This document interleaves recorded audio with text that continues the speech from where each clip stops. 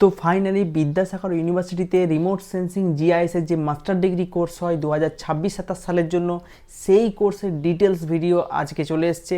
সেই কোর্সের যে সম্পূর্ণ তথ্য, অ্যাডমিশন নোটিশ প্রকাশিত হয়েছে, কবে থেকে ফর্ম ফিল আপ হবে, ফর্ম ফিল আপের ক্রাইটেরিয়া কী রয়েছে, এন্ট্রান্স এক্সাম কি হবে, সম্পূর্ণ তথ্য থাকছে আজকের ভিডিওতে।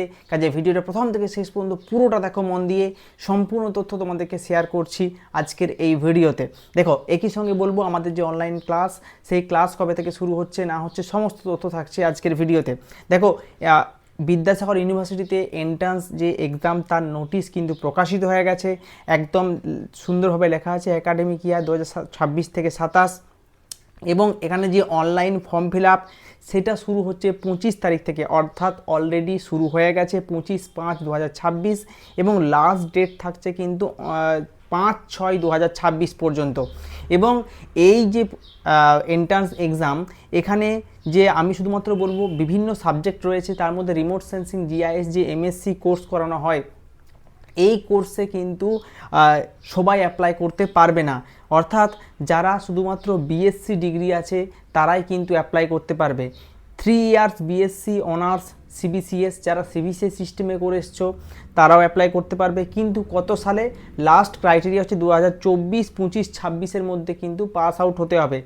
অথবা যারা এনইপি সিস্টেমে করছো তাদেরও বিএসসি ডিগ্রি থাকতে হবে সিঙ্গেল মেজর সাবজেক্টে, সেটা হচ্ছে 3 ইয়ার বিএসসি কোর্স।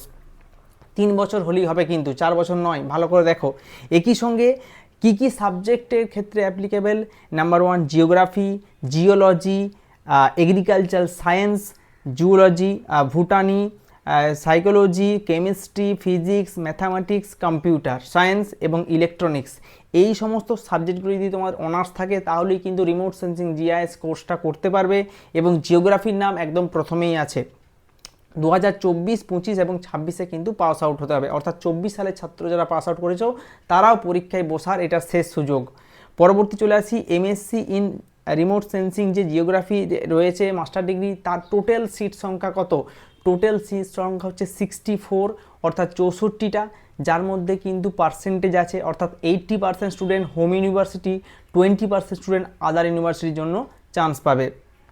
এখানে যে পরীক্ষা হবে অর্থাৎ এন্ট্রান্স টেস্ট, যেটাকে বলা হচ্ছে সিইটি, ঠিক আছে, সিইটি, এই পরীক্ষার জন্য তোমাদের ক্রাইটেরিয়া কি থাকবে বা কিভাবে কি অ্যাডমিশন হবে?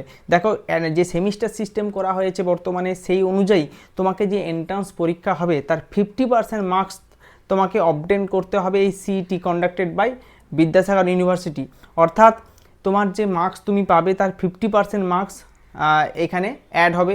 তার সঙ্গে সঙ্গে অ্যাড হবে 50% marks average in SGPA into 10, অর্থাৎ তোমার যে একাডেমিক স্কোর তুমি গ্র্যাজুয়েশনে পেয়েছো 3 ইয়ার্সের জন্য, 3 ইয়ার্সে তুমি কত মার্কস পেয়েছো, এসজিপিএ কত, তার 50% ইন্টু 10, অর্থাৎ 10 দিয়ে গুণ করা হবে, এবং সেটা একটা অ্যাভারেজ বের করা হবে। Where average SGPA is equal to total all SGPA obtain in the qualified degree by number of semester completed. অর্থাৎ এসজিপি এর একটা এভারেজ থেকে 50% মার্কস নেওয়া হবে।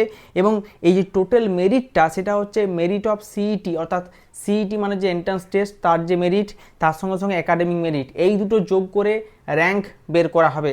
তার ভিত্তিতেই কিন্তু তুমি চান্স পাবে, এই হচ্ছে সুবিধা। একই সঙ্গে এই যে ফর্ম ফিল আপের যে ডেটগুলো দেওয়া হয়েছে সেই ডেটগুলো একটু খেয়াল রেখে নাও, এবং এন্ট্রান্স টেস্টের যে পরীক্ষা সেটাও কিন্তু ডেট দিয়ে দিয়েছে। 25 থেকে 5 তারিখ পর্যন্ত, 5ই জুন পর্যন্ত ফর্ম ফিল আপ হচ্ছে। তোমাদের লাস্ট অ্যাপ্লিকেন্ট প্রভিশনাল লিস্ট বেরোবে 8 তারিখ, 8/6/2026, এবং তুমি কারেকশন করতে পারবে যদি কোনো ভুলভ্রান্তি থাকে, সেই কারেকশন হবে 8 থেকে 9 তারিখের মধ্যে, অর্থাৎ দুদিন কারেকশনের ডেট, 8/6/2026 থেকে 9/6/2026।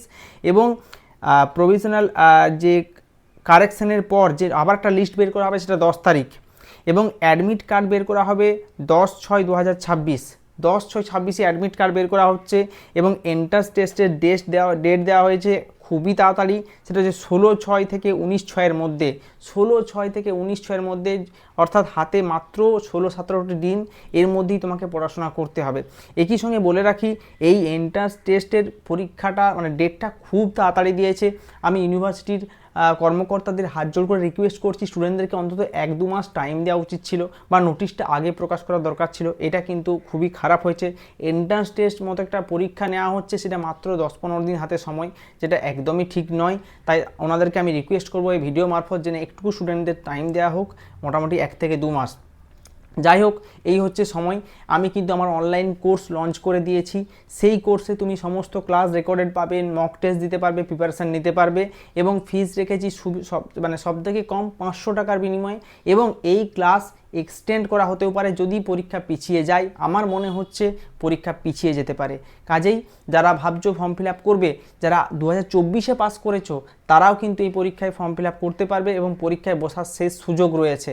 তাই একদমই হাতছাড়া করবে না, পরীক্ষাতে বসো, তারপর যা হবে সেটা দেখা যাবে।